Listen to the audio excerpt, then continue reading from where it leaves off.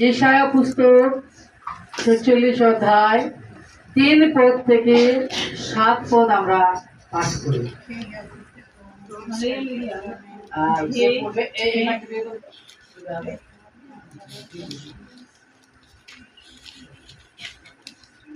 Hallelujah, সবাইকে জয় যিশু।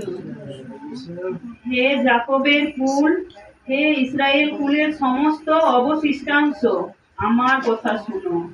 গর্ভ হইতে আমি তোমাদিগকে বহন করিয়া আসিতেছি, মাতার উদর হইতে তোমাদিগকে বহন করিয়া আসিতেছি, আর তোমাদের বৃদ্ধ বয়স পর্যন্ত আমি যে সেই থাকিব। পক্ক কেশ হওয়া পর্যন্ত আমি তুলিয়া বহন করিব। আমিই নির্মাণ করিয়াছি, আমিই বহন করিব। হ্যাঁ, আমিই তুলিয়া বহন করিব, রক্ষা করিব। তোমরা আমাকে কাহার সদৃশ্য ও কাহার সমান বলিবে? কিংবা কাহার সহিত আমার উপমা দিলে আমরা পরস্পর সমান হইব? তাহারা তোড়া হইতে স্বর্ণ ঢালে, নেপ্তিতে রৌপ্য তৌল করে, স্বর্ণকারকে বাণী দেয়, আর সে তাহার দ্বারা এক দেবতা নির্মাণ করে।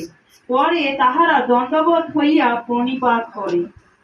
তাহারা তাহাকে স্কন্ধে তুলিয়া বহন করে, স্বস্থানে বসাইয়া দেয়, তাহাতে সে দাঁড়াইয়া থাকে, আপন স্থান হইতে সরে না। আবার একজন তাহার কাছে ক্রন্দন করে, কিন্তু সে উত্তর দিতে পারে না, কাহাকেও সংকট হইতে নিস্তার করিতে পারে না। আমেন। ধন্যবাদ দিই আর পড়াশোনা দিই।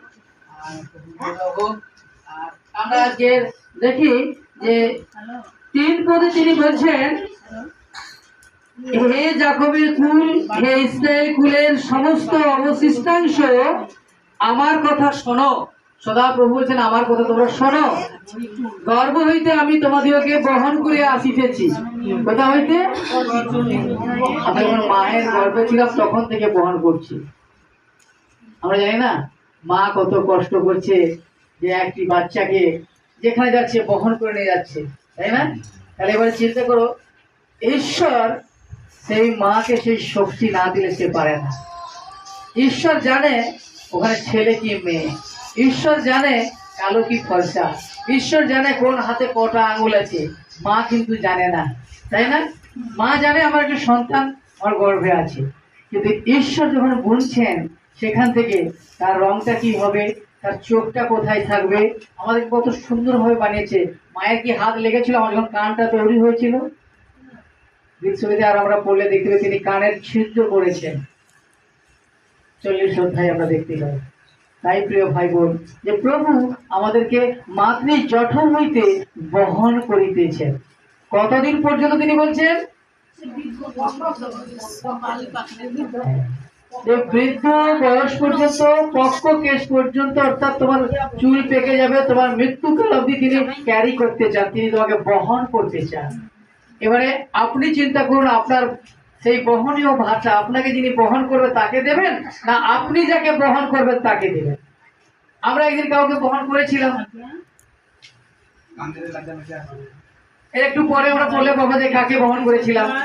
আর আজকের ঈশ্বর আমাদের শিক্ষা দিচ্ছেন যে তিনি আমাদেরকে বহন করছে মাতৃ জঠর থেকে পক্ক কেশ পর্যন্ত, তিনি আমাদেরকে তুলিয়া বহন করছেন। হালেলুয়া। এবারে আমি বা আপনি, আমরা নিজেরা চিন্তা করবো যে আমি কোনখানে গিয়ে দাঁড়াবো, কার কাছে গিয়ে। আর তারপরে বল, আর তোমাদের তোমরা আমাকে কাহার সদৃশ্য ও কাহার সমান বলিবে? হ্যাঁ, ৫ পদ আছে, তোমরা আমাকে। এইবার এখানে কিন্তু এই ৫ পদটা খুব ভালো করে চিন্তা করো। আমাকে আপনাকে কিন্তু তিনি প্রশ্ন করছেন, তোমরা আমাকে কাহার সমান করবে?